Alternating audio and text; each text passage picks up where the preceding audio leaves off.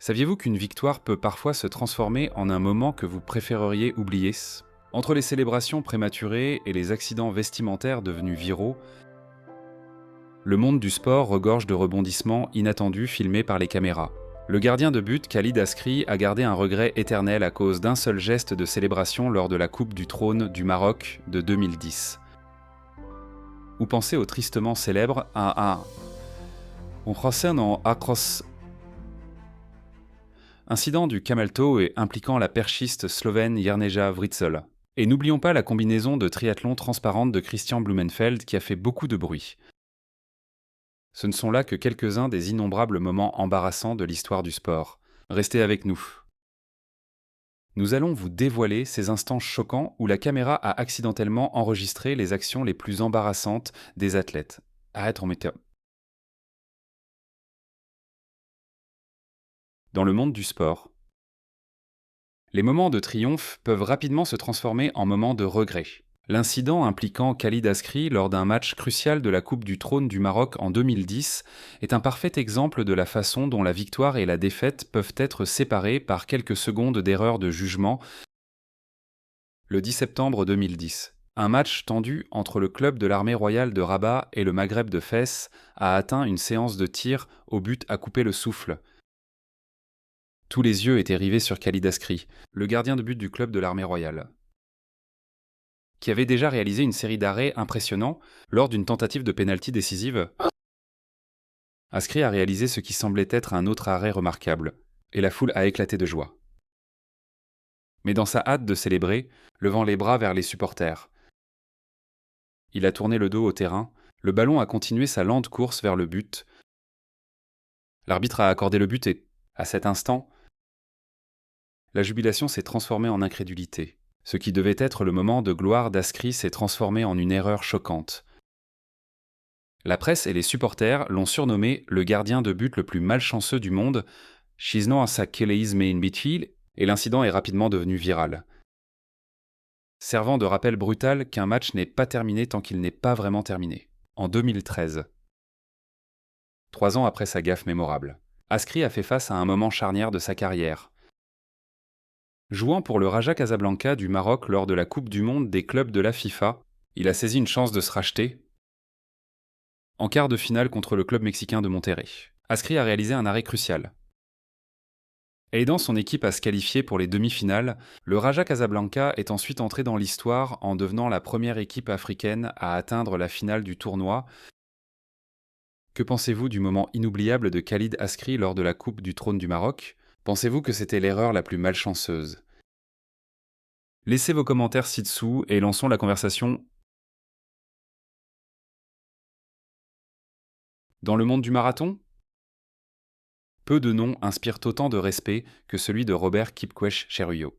En tant que l'un des meilleurs coureurs de fond du Kenya, il est entré dans l'histoire avec 7 victoires majeures en marathon, dont 4 victoires au marathon de Boston entre 2003 et 2008, où il a même établi un nouveau record. Cependant, au milieu de ses succès, Cheruiyot a aussi eu son lot d'histoires mémorables.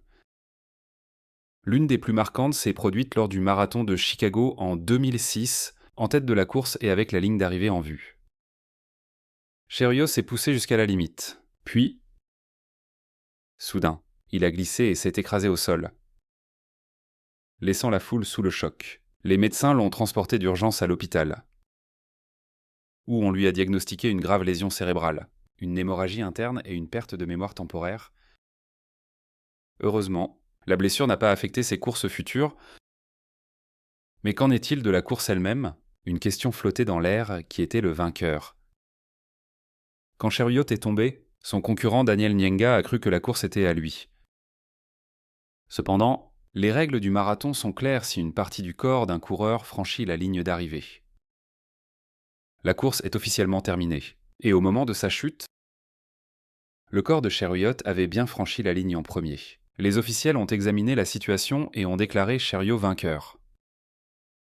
Son temps officiel était de 2 heures, 7 minutes et 35 secondes. Soit 5 secondes de moins que Njenga, cet incident est devenu un moment déterminant dans la carrière de Cheruiyot, gravant son nom encore plus profondément dans l'histoire du marathon. Cependant, Gagner se transforme parfois en une situation embarrassante que l'on préférerait taire. Ce que je vais vous révéler ensuite va beaucoup vous amuser. Mais avant de commencer, j'ai une petite demande de 10 secondes pour vous tous. Si vous pouviez nous aider, s'il vous plaît. Cliquez sur le bouton d'abonnement et activez la cloche de notification pour être toujours les premiers à recevoir nos nouvelles vidéos et notre contenu passionnant. Cela signifierait beaucoup pour nous. En retour, nous promettons de continuer à améliorer cette émission pour vous. Marché conclu. Les incidents inattendus sont inévitables. Surtout en ce qui concerne les tenues de sport. Oui. Nous parlons du moment de surprise inoubliable de Jerneja Vritsel, la perchiste slovène, qui a connu un malheureux accident vestimentaire lors d'un grand événement alors qu'elle se concentrait sur sa performance. Sa tenue de sport moulante a provoqué ce que certains téléspectateurs ont appelé un incident du camel toe. Pour ajouter à l'embarras, cela s'est produit lors d'une retransmission en direct devant des milliers de personnes. De tels défis peuvent être intimidants pour les athlètes, révélant l'intensité et la vulnérabilité qu'ils ressentent lors de ces moments à fort enjeu. Néanmoins, Vritsel a fait preuve d'un sang-froid et d'une détermination remarquables, poursuivant sa routine avec la concentration et la résilience inébranlables d'une vraie championne. Malgré quelques remarques de mauvais goût de commentateurs en ligne, l'un a même dit « Je ne savais pas que le saut à la perche pouvait être si captivant », Vritsel a maintenu le cap et a réussi son saut sans effort, s'attirant les applaudissements enthousiastes du public. Les suites, cependant, furent une autre histoire, réalisant pourquoi tous les yeux avaient été braqués sur elle. L'inconfort de Vritsel était évident alors qu'elle ajustait discrètement sa tenue, les caméras capturant chacun de ses mouvements. Des extraits de ce moment sont depuis devenus viraux, avec plus de 9 millions de vues sur YouTube, suscitant des conversations sur l'intense surveillance à laquelle les athlètes féminines sont confrontées sur et en dehors du terrain. Des études récentes ont également montré qu'environ 65% des athlètes féminines déclarent avoir subi des accidents vestimentaires lors de compétitions, soulevant des questions sur la conception des uniformes et le confort des athlètes. Comment géreriez-vous un moment aussi gênant ? Partagez vos réflexions dans les commentaires ci-dessous. Avant de commencer à vous apitoyer sur son sort, gardez à l'esprit que d'autres ont fait face à des situations bien plus difficiles. Prenez par exemple le triathlète norvégien Christian Blumenfeld aux Jeux Olympiques de Tokyo. Après des années d'entraînement intense, Blumenfeld était prêt à saisir sa chance dans le triathlon masculin. Pourtant, ce n'est pas seulement sa médaille d'or qui a fait les gros titres. Dans la chaleur étouffante de Tokyo, la tenue de Blumenfeld était conçue pour le garder au frais. Mais elle présentait un sérieux défaut, elle devenait pratiquement transparente dans une certaine zone. Alors qu'il poursuivait sa course, ignorant le problème, les spectateurs et les caméras l'ont remarqué. La tenue a fait sourciller beaucoup de monde et il n'a pas fallu longtemps pour que Blumenfeld devienne viral pour toutes les mauvaises raisons. Un commentateur a noté « Je serais furieux si mon pays me faisait concourir dans une tenue où tout le monde pourrait voir mes sous-vêtements ».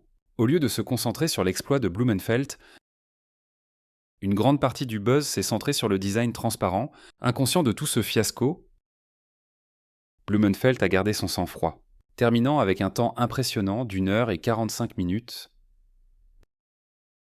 à seulement 11 secondes du Britannique Alex Yee. C'est donc une excellente chose que Blumenfeld n'ait pas été distrait par cet accident vestimentaire.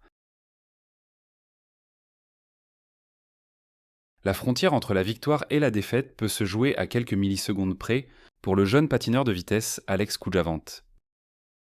Cette dure vérité est devenue bien trop réelle lors des championnats du monde de patinage de vitesse de 2010 à Guarne, en Colombie. Âgé de seulement 16 ans, Kujavant a abordé la course de 10 km avec de grands espoirs et a maintenu une solide avance, démontrant son talent et sa stratégie. Alors qu'il approchait de la dernière ligne droite, à seulement 10 mètres de l'arrivée, il se sentait assuré de sa victoire. Pris par l'émotion, il a ralenti son rythme et a commencé à lever les bras pour célébrer. Ce moment de triomphe prématuré lui a coûté cher. Le patineur sud-coréen Sang Cheol Lee, qui était juste derrière, a vu sa chance. Avec un dernier effort, Lee a dépassé Kujavant juste sur la ligne d'arrivée, lui arrachant l'or qui semblait à sa portée. Beaucoup se sont demandé, mais à quoi pensait Kujavant? Son excès de confiance s'est avéré être une erreur coûteuse. C'est vraiment une façon stupide de perdre une médaille d'or à un championnat du monde. Mais à l'époque, il n'avait que 16 ans. L'expérience lui apprendra de précieuses leçons. En 2014, un incident impliquant l'équipe cycliste féminine colombienne a fait parler de lui dans le monde entier lorsque l'équipe s'est présentée au Tour de Toscane. Une prestigieuse épreuve cycliste féminine, leurs uniformes sont devenus le centre de la controverse.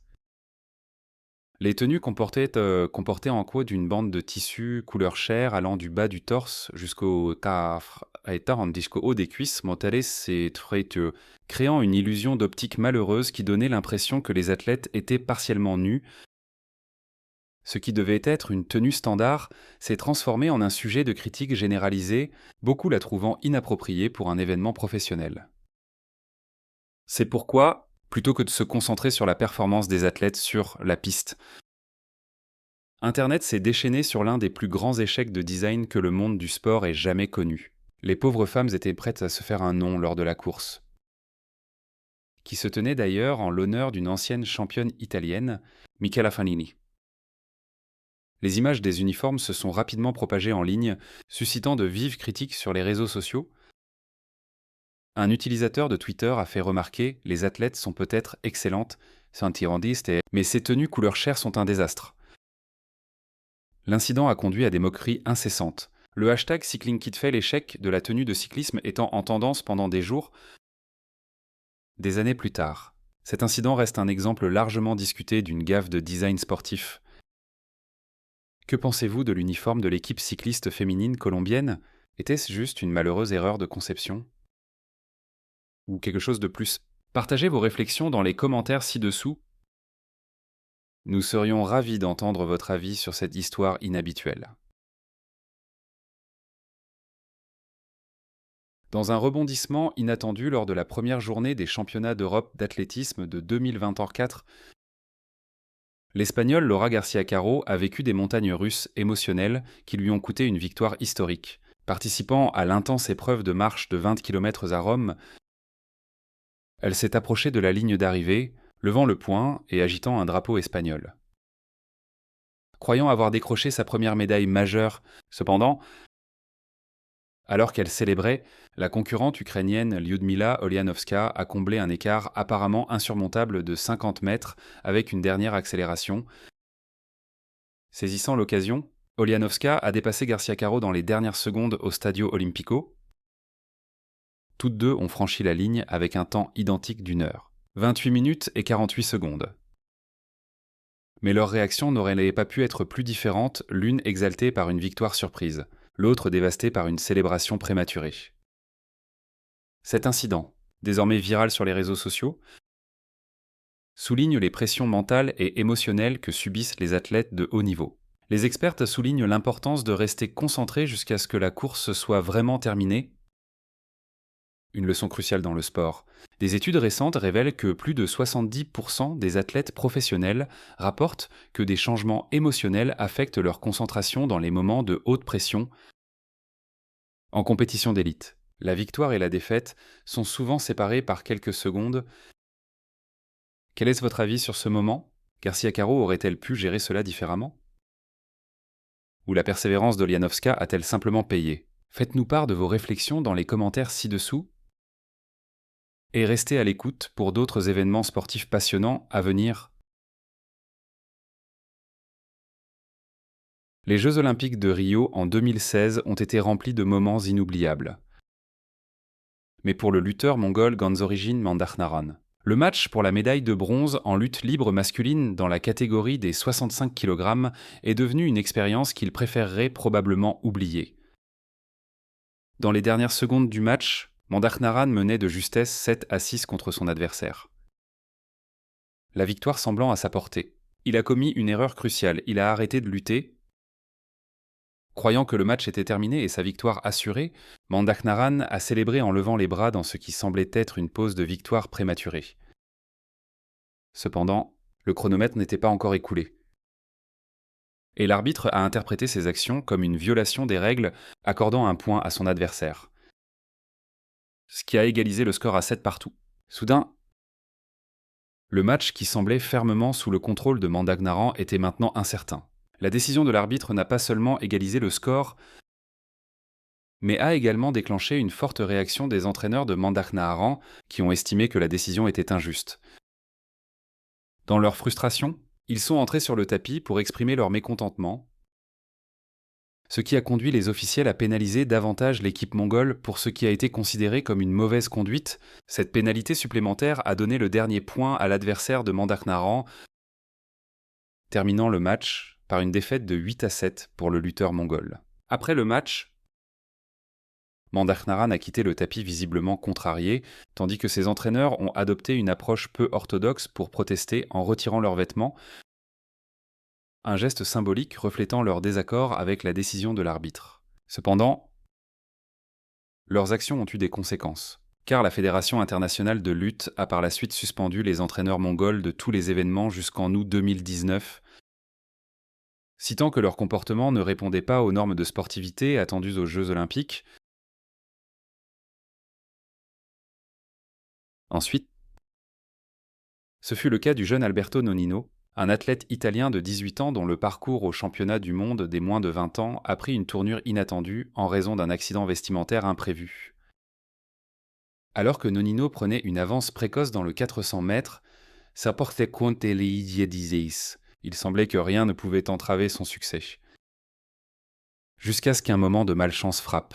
Son short s'est déplacé, l'exposant accidentellement, forçant Nonino à se couvrir d'une main tout en essayant de maintenir son allure. Les spectateurs ont d'abord été déconcertés par ses tentatives répétées d'ajuster son short en pleine course. Lorsque la réalité s'est imposée, la vitesse de Nonino a faibli, et il a terminé dernier avec un temps de 51 secondes.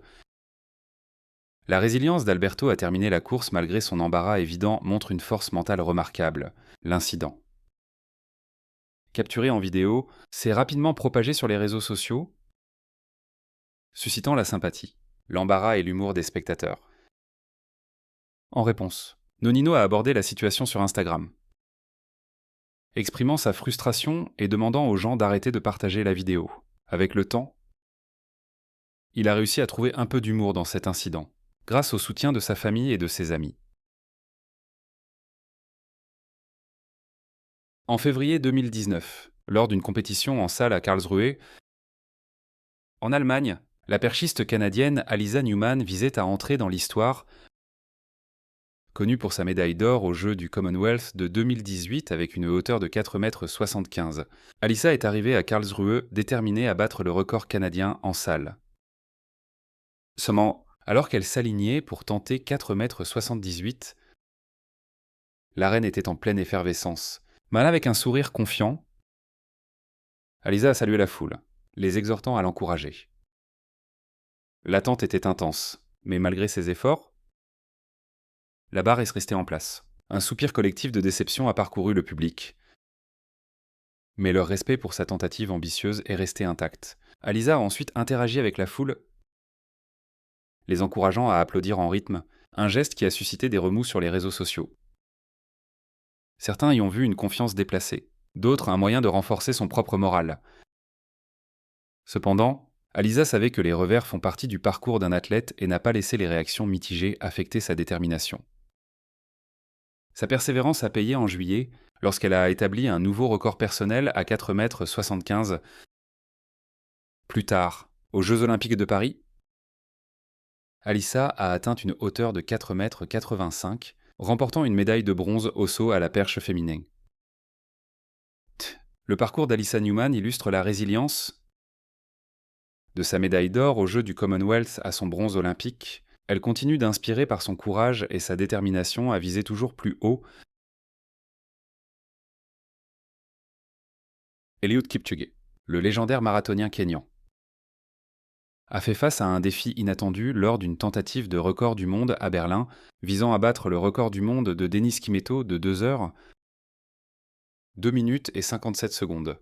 Kipchoge a terminé le marathon en 2 heures et 4 minutes, à seulement 1 minute de marquer l'histoire. Le coupable surprenant. Ses chaussures, malgré des tests approfondis au Kenya, les semelles intérieures de Kipchoge ont commencé à glisser à mi-course, perturbant sa performance. Avec des millions de dollars de recherche derrière ces Nike, un tel problème semblait inimaginable. Cependant, au lieu de blâmer la marque, Kipchoge s'est resté calme, reconnaissant que ce n'était tout simplement pas le destin. Un défaut minime mais crucial a coûté à Kipchoge une victoire potentielle avec un record à la clé, laissant les fans se demander ce qui aurait pu se passer. Découvrons comment le triathlète argentin Mato Bustos l'a appris à ses dépens. Courant vers ce qui semblait être une victoire certaine, Mato n'était qu'à quelques mètres de la ligne d'arrivée, la course avait été épuisante. Mais il était sur le point de remporter une victoire bien méritée. Cependant, en une fraction de seconde, l'attention de Mato s'est détournée de la course pour se porter sur les supporters qui l'acclamaient. Cette brève distraction lui a coûté cher. Son concurrent, l'Espagnol Diego Mentrida, a saisi l'occasion avec une soudaine accélération, dépassant Mato à quelques centimètres de la ligne, alors que Mentrida franchissait l'arrivée.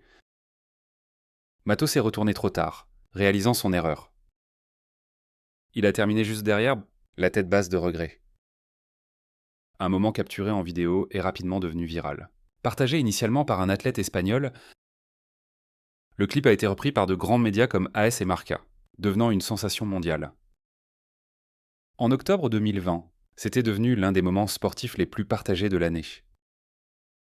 Suscitant d'innombrables réactions face à ce rebondissement inattendu,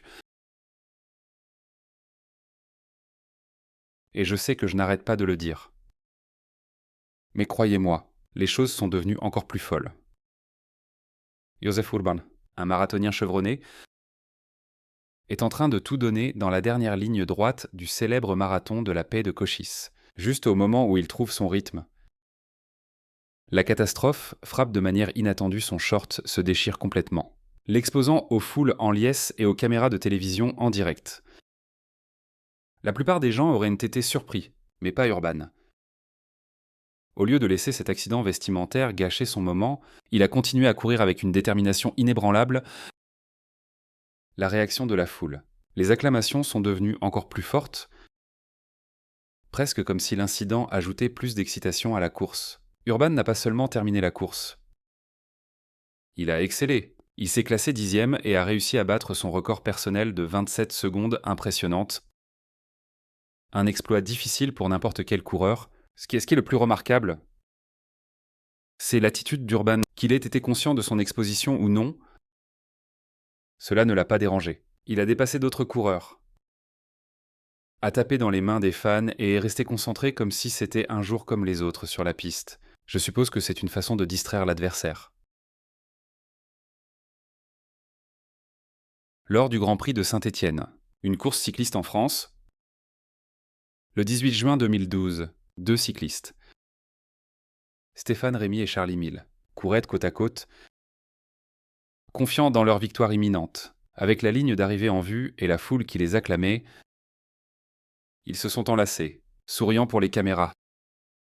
Certains d'avoir assuré la victoire, mais la course n'était pas terminée. Simon Roux, un jeune coureur de l'équipe VC Étanche Grande, les suivait discrètement juste derrière. Dans un rebondissement spectaculaire, Roux a saisi l'instant et s'était lancé, sprintant devant Rémy et Mille pour remporter la victoire dans les dernières secondes. La scène était presque cinématographique. Alors que Roux franchissait la ligne d'arrivée, la foule a poussé un cri de surprise, et la célébration des deux cyclistes s'est rapidement transformée en choc. L'expression sur leur visage sur le podium disait tout un moment qui devait être un triomphe s'est transformé en un moment d'incrédulité. Lorsque la vidéo de cette arrivée inattendue a été publiée sur les réseaux sociaux, elle est devenue virale, amusant les spectateurs du monde entier. Si certains ont compati avec les deux coéquipiers, la plupart n'ont pu s'empêcher de rire de l'ironie de la situation. L'épreuve de patinage de vitesse aux Jeux olympiques d'hiver de Vancouver en 2010 a apporté à la fois joie et déchirement, captivant l'attention du monde entier dans un revirement dramatique. Sven Kramer des Pays-Bas, célébré comme le roi des longues distances avec 3 championnats du monde, 6 titres européens et un ancien record du monde à son actif, semblait destiné à une autre médaille d'or dans la finale du 10 000 mètres masculin. Kramer a patiné à une vitesse incroyable, battant le record du monde lors de sa performance impressionnante. Mais dans un sport où des décisions d'une fraction de seconde peuvent tout changer, une erreur critique s'est avérée coûteuse. À la marque des 6800 mètres dans le 8e tour, Kramer devait passer dans le couloir extérieur. Conformément aux règles, cependant, l'ordre urgent de son entraîneur, couloir intérieur, l'a conduit à faire le mauvais choix en toute confiance. Cela a anéanti sa tentative de record et lui a coûté la médaille d'or, qui est revenue au Sud-Coréen Lee Sung-hoon, choquant la foule. Bien qu'il n'ait pas remporté l'or dans cette épreuve, l'attitude et la compréhension de Kramer lui ont valu un respect généralisé. Sa carrière a continué de briller avec 21 médailles aux championnats du monde, prouvant son talent et sa passion pour le patinage de vitesse. Cet incident est entré dans l'histoire non seulement comme une erreur, mais aussi comme un témoignage de la résilience et de la grandeur des athlètes. Aux Jeux olympiques de Paris 2024, la finale par équipe de gymnastique masculine a offert un moment inoubliable. Dès le début, l'équipe chinoise a pris une avance précoce, accumulant 131,132 points après 3 rotations. L'équipe des États-Unis suivait de près avec 130,163 points, tandis que l'équipe britannique se maintenait avec 128,129 points. Le tournant s'est produit lors de l'épreuve des barres parallèles, les barres parallèles, où la performance exceptionnelle de Zhu Jingyuan a obtenu un score remarquable de 16, le plus élevé de la compétition. Cela semblait consolider la voie de la Chine vers l'or. L'ancien champion olympique Chen Yibing proclamant fièrement sur Weibo « Félicitations à l'équipe de gymnastique masculine chinoise pour avoir retrouvé la première place mondiale après 12 ans. » La victoire semblait certaine. Mais dans un sport où les fortunes peuvent basculer rapidement, l'épreuve finale, la barre fixe, a tout changé. Xiao Roteng de l'équipe chinoise, sous une pression intense, a commis 2 erreurs cruciales, abaissant considérablement son score et le total de l'équipe. Cela a ouvert la porte à l'équipe japonaise qui, bien que classée 5e auparavant, s'est hissée en tête pour remporter l'or. La Chine a pris l'argent, et l'équipe des États-Unis a décroché le bronze. Après ce résultat inattendu, Chen Yibing a réagi avec humilité, s'excusant sur les réseaux sociaux et reconnaissant « Je n'ai jamais vu cela venir. J'espérais vraiment voir l'équipe remporter le championnat. » Malgré la déception, il a rappelé aux fans qu'en gymnastique, même une petite erreur peut tout changer, et que l'argent restait un exploit dont il fallait être fier. Dans un rebondissement spectaculaire aux Jeux asiatiques, le relais masculin de 3000 mètres s'est terminé par ce que beaucoup ont appelé la médaille d'argent la plus humiliante de l'histoire, pour la Corée du Sud. Menant confortablement vers la ligne d'arrivée, l'équipe sud-coréenne, emmenée par Cho In-ho et Young Cheol-won, semblait certaine de décrocher l'or. Cependant, dans une erreur cruciale, Young a levé la main pour célébrer à quelques centimètres de la victoire. Dans ce bref instant, le Taïwanais Wang Yulin a surgi avec une dernière accélération, battant de justesse la Corée du Sud par une marge incroyablement mince, seulement un centième de seconde.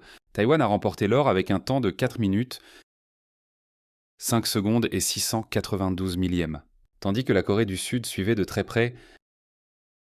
Les athlètes sud-coréens, visiblement secoués, se tenaient solennellement pendant la cérémonie de remise des médailles.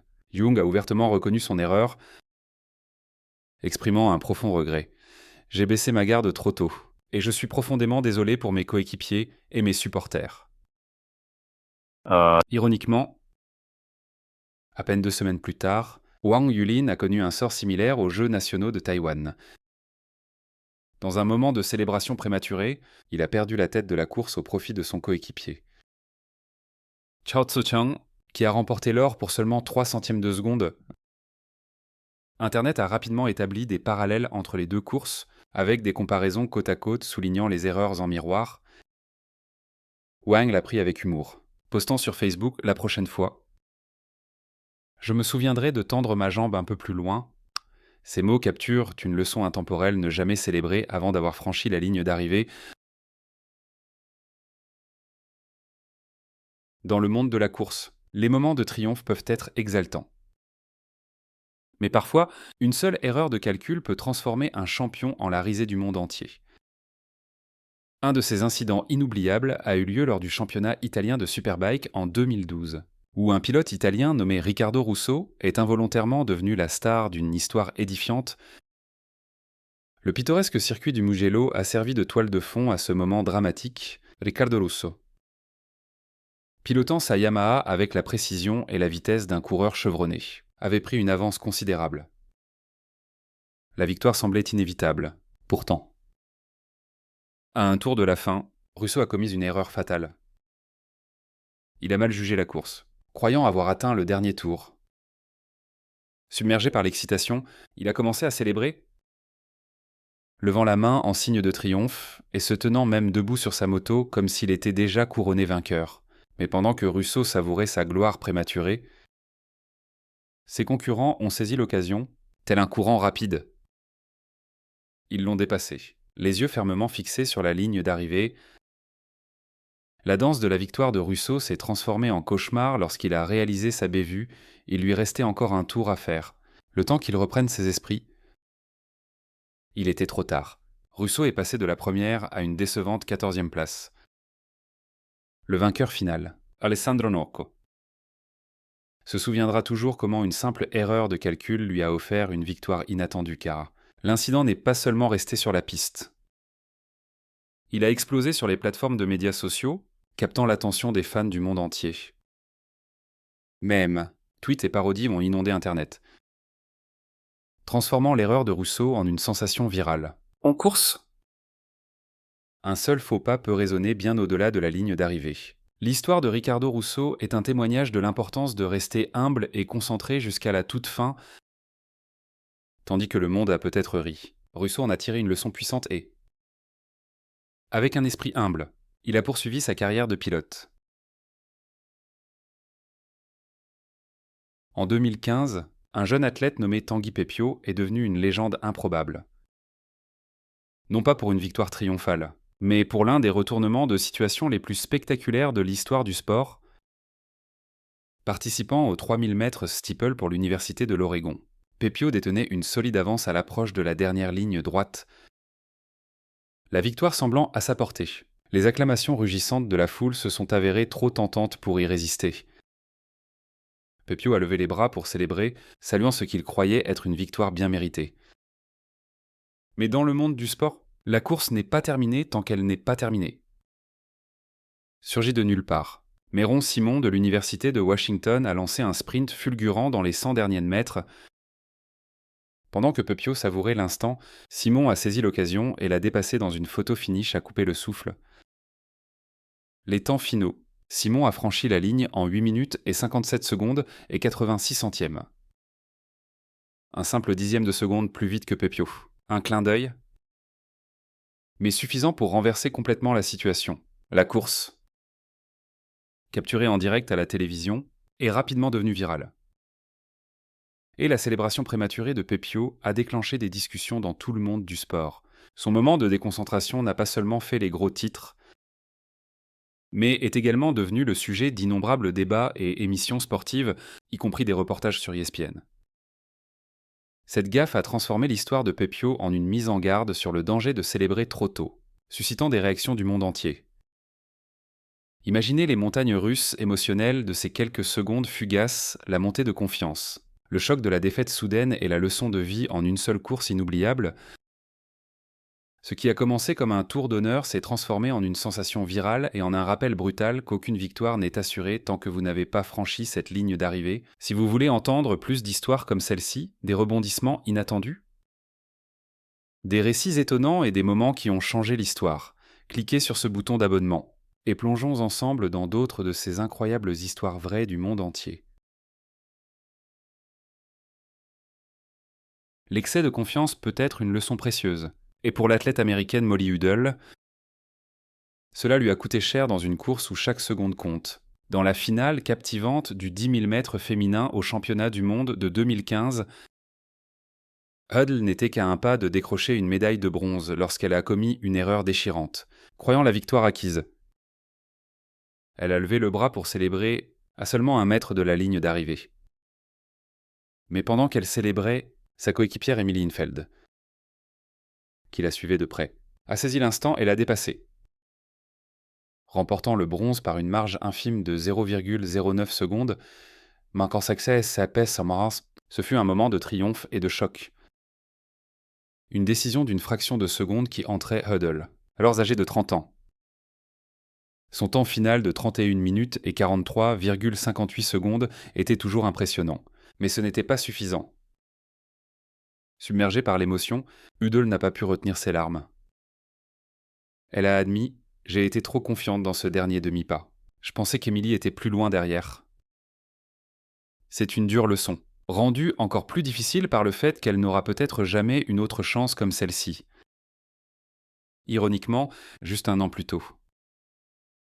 Lors de la prestigieuse course de 5 km de la Boston Athletic Association, Huddle avait remporté la première place dans une autre épreuve de 10 000 mètres, l'étype Tarchebalé. Mais sur la scène mondiale, le destin s'est retourné contre elle. Dans un retournement de situation choquant au championnat d'Europe d'athlétisme des moins de 18 ans de 2024 en Slovaquie, le sprinter britannique de 16 ans, Jake Jordan, est entré dans la course du 200 mètres en tant que favori incontesté. Avec ses impressionnantes performances passées, tous les yeux étaient tournés vers lui pour remporter l'or. Le public a regardé avec impatience Jordan prendre une avance considérable dès le début. Mais ensuite, dans un moment qui a laissé les fans et les commentateurs stupéfaits, Jordan a ralenti de manière notable, comme si la victoire était déjà acquise. Que ce soit par excès de confiance ou par une simple erreur de jugement de la vitesse de ses adversaires, cette hésitation s'avérera coûteuse, telle des flèches. Ses concurrents se sont élancés, se rapprochant de lui dans la dernière ligne droite. Le temps que Jordan réalise ce qui se passait, il était trop tard. Cette erreur ne lui a pas seulement coûté l'or, elle l'a privé d'une place en demi-finale. Les réseaux sociaux se sont enflammés de critiques de la part des fans britanniques, beaucoup exprimant leur incrédulité face au geste inattendu du jeune coureur. Un commentateur perplexe a résumé le sentiment public en demandant « C'est une blague ». Il a presque arrêté de courir. Après coup, Jordan a assumé l'entière responsabilité, reconnaissant son erreur et admettant « C'était de ma faute. Je ne peux en vouloir qu'à moi-même ». Pourtant, au milieu de la tempête de critiques, il a également partagé des messages de soutien de fans qui lui ont rappelé que les revers font partie du voyage. « Tout arrive pour une raison », disait un message. Jordan lui-même a réfléchi à l'expérience, reconnaissant que la jeunesse est un temps pour apprendre, grandir et rebondir plus fort. Si vous avez aimé la vidéo d'aujourd'hui, s'il vous plaît, cliquez sur le bouton « J'aime » et n'oubliez pas de vous abonner à la chaîne. Votre soutien compte beaucoup pour nous. Cliquez sur la vidéo qui apparaît sur votre écran maintenant. Je suis sûr que vous allez adorer ce contenu. Commentez ci-dessous le prochain pays que vous souhaitez voir présenté sur notre chaîne. Merci beaucoup d'avoir regardé et à bientôt dans la prochaine vidéo. Si vous avez aimé la vidéo d'aujourd'hui, n'hésitez pas à cliquer sur le bouton « J'aime » et n'oubliez pas de vous abonner à la chaîne. Merci beaucoup d'avoir regardé et à bientôt dans la prochaine vidéo.